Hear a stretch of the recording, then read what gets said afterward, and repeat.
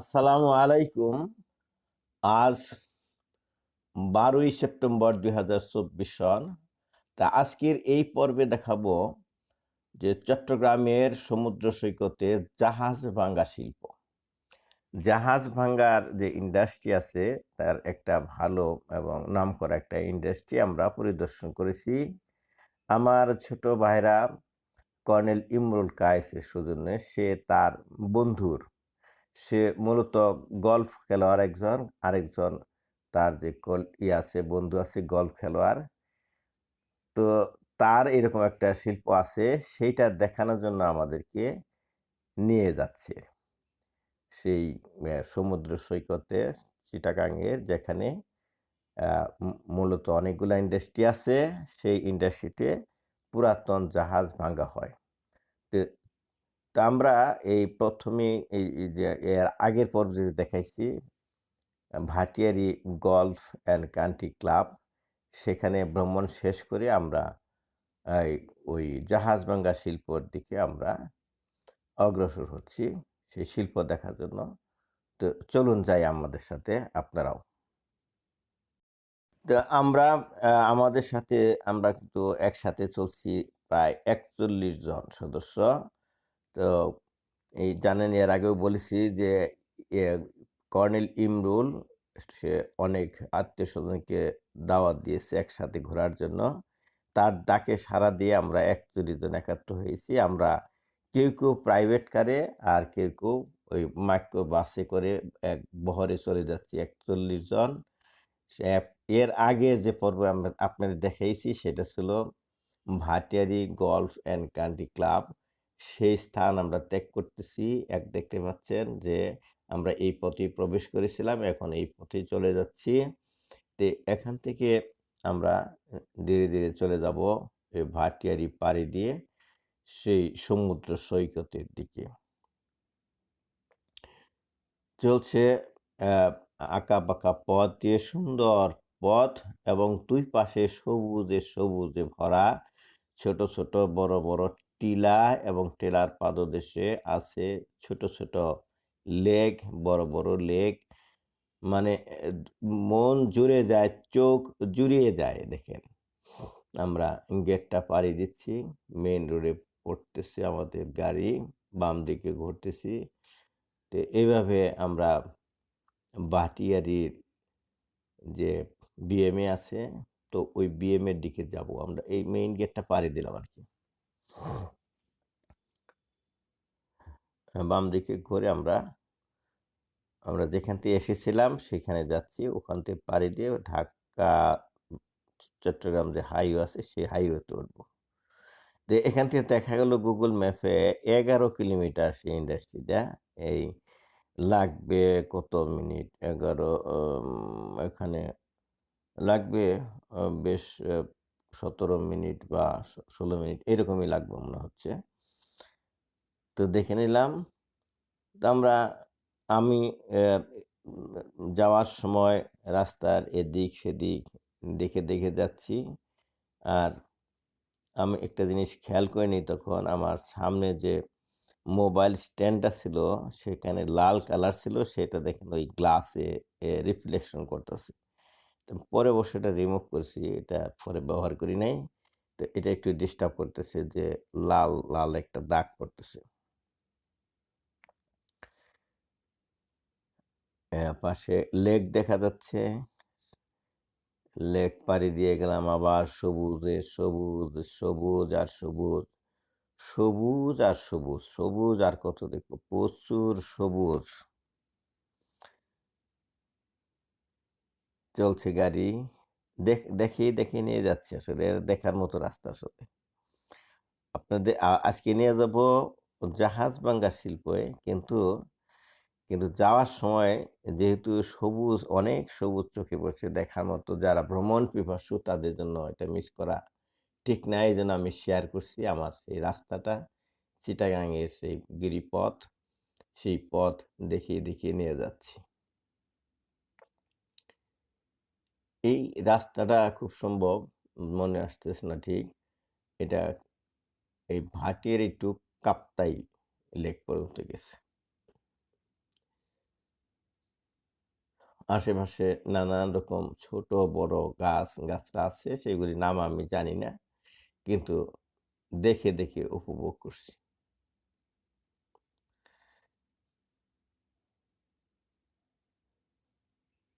আমরা বাম দিকে ঘুরে পড়েছি, ইয়ার দিকে ঢাকা চিটাগাং রোড থেকে বাম দিকে ঘুরে ওই সমুদ্র সৈকতের দিকে যাচ্ছি।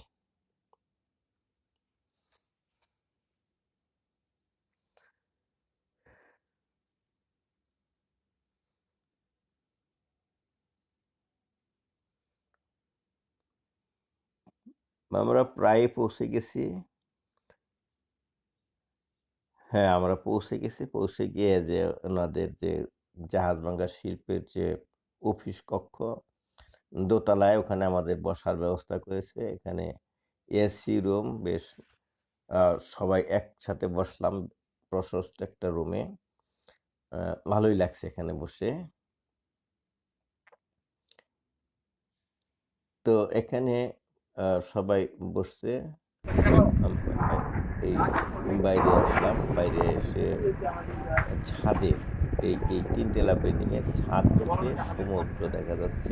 এই জাহাজটা পুরাতন নাকি? সমুদ্র এটা ভাঙা হবে? খুব ভালো লাগছে। এখন আসছে সমুদ্রের যে একটু বাতাস, জাহাজটা ঠান্ডা পুল করার বাতাস, জন্য ওই পিছনে একটা দুইটা মিষ্টি পার্ট বাতাস ফেলছে লাগতেছে, সেটা দেখতেছি।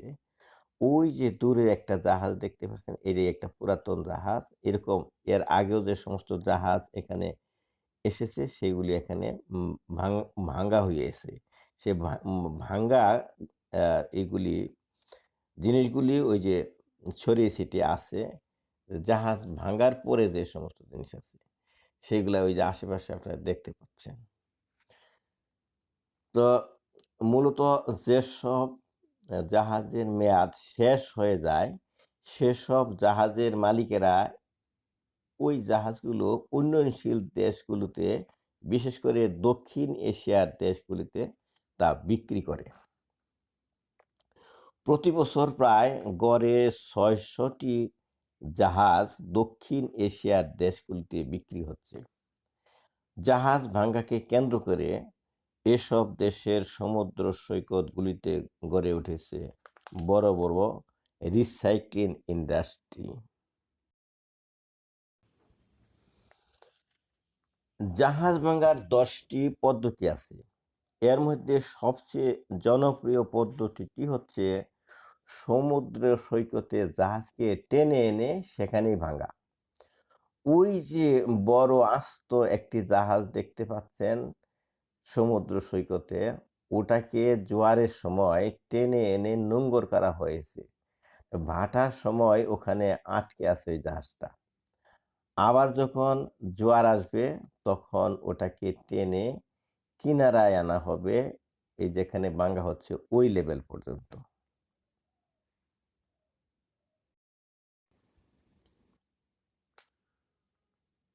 জাহাজ ভাঙা একটি অতি ঝুঁকিপূর্ণ কাজ। উন্নত দেশে এখন এই কাজটি আর করা হয় না। পুরনো এইসব জাহাজে বিষাক্ত অ্যাসবেস্টসের একটা প্রলেপ থাকে। মানব দেহে এর জন্য এটা ক্ষতিকর। এই অ্যাসবেস্টসটা ক্ষতিকর। তো বর্তমানে ভারত, বাংলাদেশ, পাকিস্তান সহ বিভিন্ন দেশে জাহাজ ভাঙার কাজ দ্রুত ছড়িয়ে পড়ছে।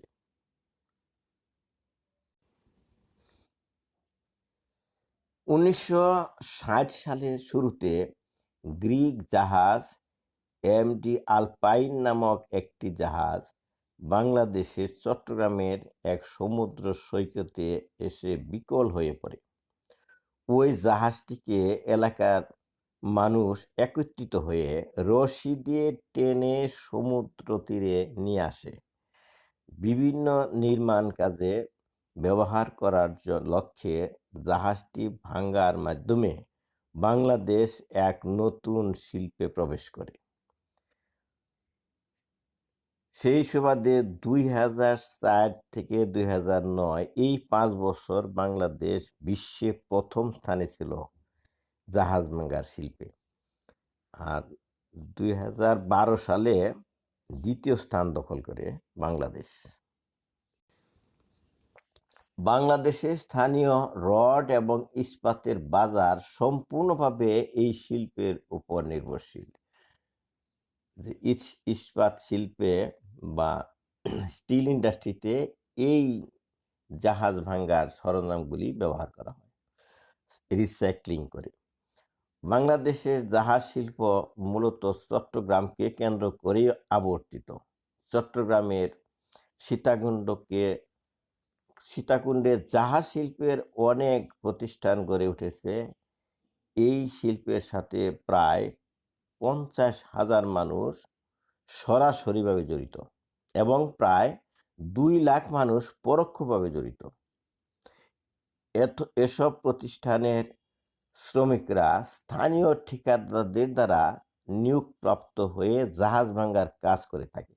অর্থাৎ এরা কিন্তু স্থায়ী না, এরা অস্থায়ীভাবে নিয়োগ লাভ করে তারা জাহাজ ভাঙ্গার কাজ করে। জাহাজ ভাঙ্গা শিল্পের ভবিষ্যৎ সম্ভাবনা খুবই উজ্জ্বল। এই শিল্পকে এগিয়ে নেওয়ার জন্য মালিক, শ্রমিক ও সামাজিক নিরাপত্তা বিষয়ক সংস্থাগুলোকে একত্রিত হয়ে সামনে এগিয়ে যেতে হবে। শ্রমিকদের স্বাস্থ্য নিরাপত্তার দিকে কর্তৃপক্ষকে নজর দিতে হবে, আর প্রযুক্তি ব্যবহার করে সম্পূর্ণ নিশ্চিত করতে হবে জাহাজ ভাঙ্গার পরিবেশ নিরাপদ কিনা।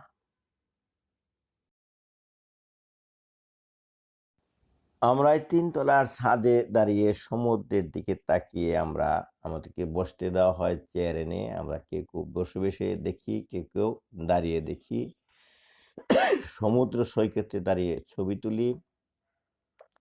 আর যে মালিক পক্ষ আমাদেরকে এই শিল্পের অনেক কিছুই বুঝিয়ে দেন আর কি, আমরা যেগুলি বুঝতে চাই বুঝিয়ে দেয়। আমার যে ভাইরা, এই যে ছোট ভাইরা শফিকুল ইসলাম, আমার নাতনিকে কোলে নিয়ে সে আনন্দ পাচ্ছে। এত লং জার্নি তার এই প্রথম। তো আমাদেরকে এখানে আসলে তারা খুব আতিথেয়তা দেখিয়েছে।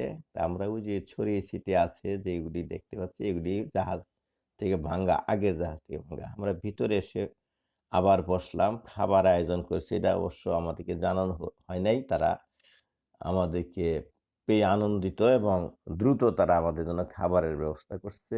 সবার জন্য, এই 41 জনের জন্য কিন্তু তারা প্রথম মনে করছিলাম হালকা হয়তো কিছু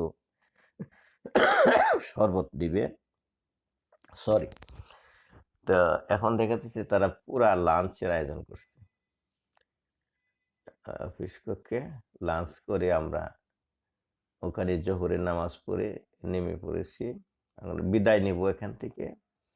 বিদায় বেলায় তাদেরকে আমরা আমন্ত্রণ জানাইলাম আমাদের ময়মনসিংহ, টাঙ্গাইল আসার জন্য, কারণ তাদের আতিথেয়তায় আমরা মুগ্ধ।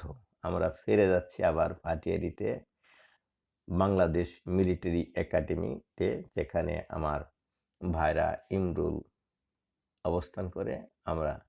সেখানে আমরা উঠলাম তার বাসায়।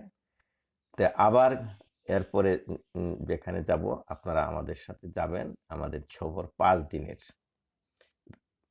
তো ধন্যবাদ যারা দেখলেন। আমার এই পর্বটা শেয়ার বাটনে ক্লিক করে শেয়ার করবেন। আবার ধন্যবাদ জানিয়ে আজকের মতো শেষ করছি। আমি ডাক্তার সাদিকুল ইসলাম তালুকদার। ধন্যবাদ।